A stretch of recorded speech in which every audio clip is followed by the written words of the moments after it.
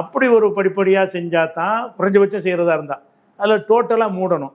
மற்ற அதை எந்த கவர்மெண்ட்டுமே பண்ணலையா? நீங்க விஜய்கிட்ட மட்டும் எப்படி எதிர்பார்க்க முடியும்? எப்படி பண்ண முடியும்னு கேட்டால் மற்ற கவர்மெண்ட்லாம் வந்து அதில் பங்காளியாக இருந்தாங்க.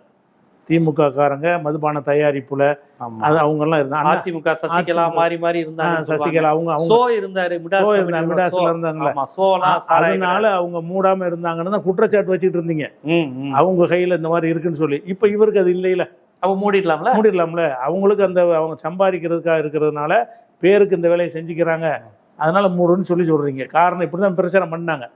இந்த தாவகக்காரங்களை பண்ணாங்க. எல்லாமே மதுபான கடையெல்லாம் யார்கிட்ட இருக்குது, ஆளுங்கட்சிக்காரங்கள்ட்ட இருக்குன்னுலாம் ரீல்ஸ் எல்லாம் போட்டாங்க.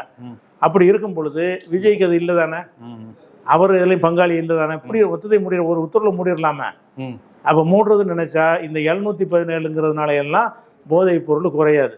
அவர் அறிவித்தார்ல, அந்த அன்னைக்கு அவருடைய கட்சியை சேர்ந்தவர்கள் ஒரு நிர்வாகி போதைப் பொருள் கஞ்சா இலையெல்லாம் கடத்திட்டு வரும்போது கைது செய்யப்படுறாரு. அதே அன்னைக்கு தாவேக நிர்வாகி இதே சென்னையில் கைது செய்யப்படுறாரு.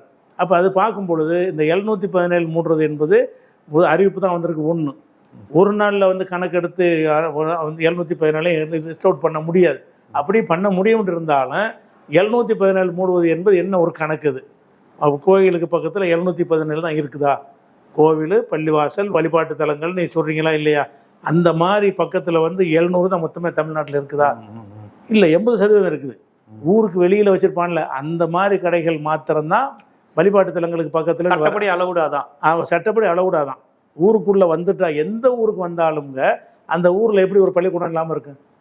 அந்த ஊரில் எப்படி ஒரு கோவில் இல்லாமல் இருக்கும்? அந்த ஊரில் ஒரு பள்ளிவாசல் பக்கத்தில் இருக்கக்கூடாது. பக்கத்தில் 500 மீட்டரில் ஒரு இல்லாமல் இருக்கு. அதில் ஏதாச்சும் ஒன்று இருக்கும்ல.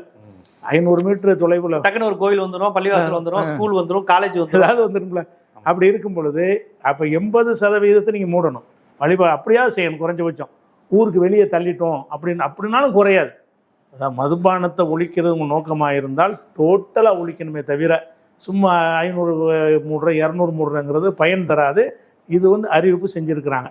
அது எந்த அளவுக்குன்னு சொன்னால், இந்த அறிவிப்பு லட்சணம் ஒரு அம்மா வீடியோ போட்டு நீங்கள் கூட பேசியிருந்தீங்க. ஆமா, ஒரு பாட்டி பேசுறதுல 40 வருஷமா போராடி உடனே விஜய் ஆட்சிக்கு வந்தோடனே மூடிட்டாங்களே அப்படின்னாங்க அந்த பாட்டி. அந்த வீடியோ எடுத்து போட்டு பாத்தீங்களா, விஜய் பட்டையை கிளப்பிட்டாருனாங்க.